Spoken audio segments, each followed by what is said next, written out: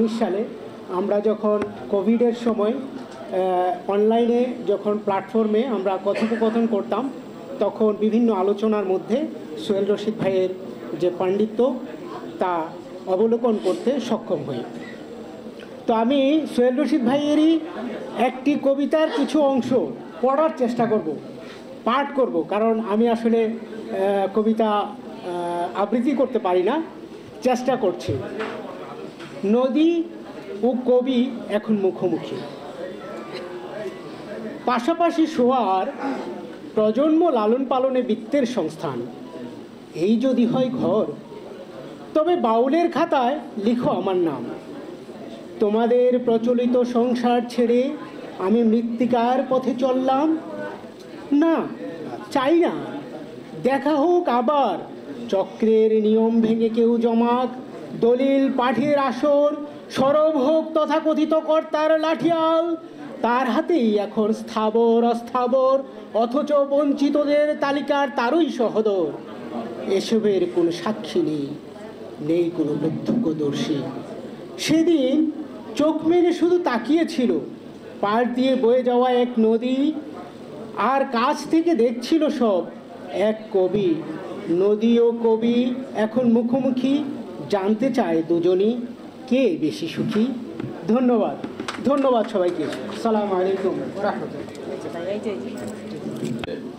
সংস্কৃতজন চিত্রনায়ক আশরাফ উদ্দিন উজ্জ্বল ভাই এবং আমার সামনে যারা আছেন কবি, সাহিত্যিক এবং চিত্র নাট্য জগতের স্বনামধন্য বিভিন্ন গুণীজন, সবাইকে আমার সালাম ও শ্রদ্ধা।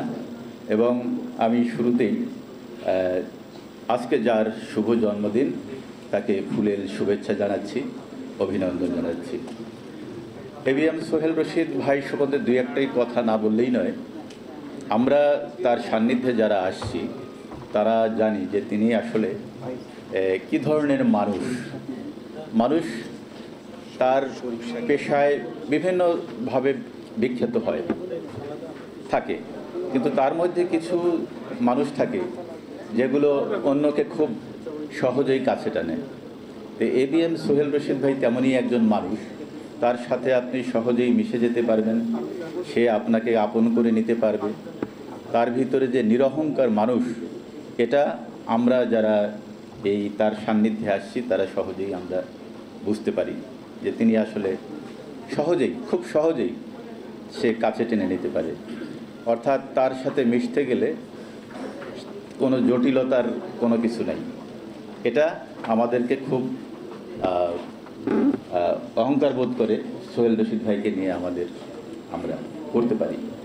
তো তিনি আসলে আমরা অনলাইন যারা সংগঠক বা সংগঠন যারা আছেন, তিনি প্রত্যেকটি অনুষ্ঠানে আসেন এবং তিনি অভিভাবকের মতো প্রত্যেকটা সংগঠনের সংগঠককে এবং বাংলা ভাষা সাহিত্য এই সংস্কৃতির উন্নয়নের জন্য তিনি নানানভাবে সবসময় পরামর্শ দিয়ে যান এবং আমরা তাকে অভিভাবক হিসেবেই মনে করি যে এমন মানুষ একজন আসলেও বাংলা ভাষা সাহিত্য শিল্পের চর্চা এবং উন্নয়নের জন্য প্রয়োজন। এবং অভিনয় জগতেও আমি যতটুকু জানি যে তিনি যথেষ্ট জনপ্রিয়তা তার আছে। তো আমি খুব বেশি কিছু বলতে চাই না, অনেক গুণীজন আছে, তাদের আমরা কথা শুনব।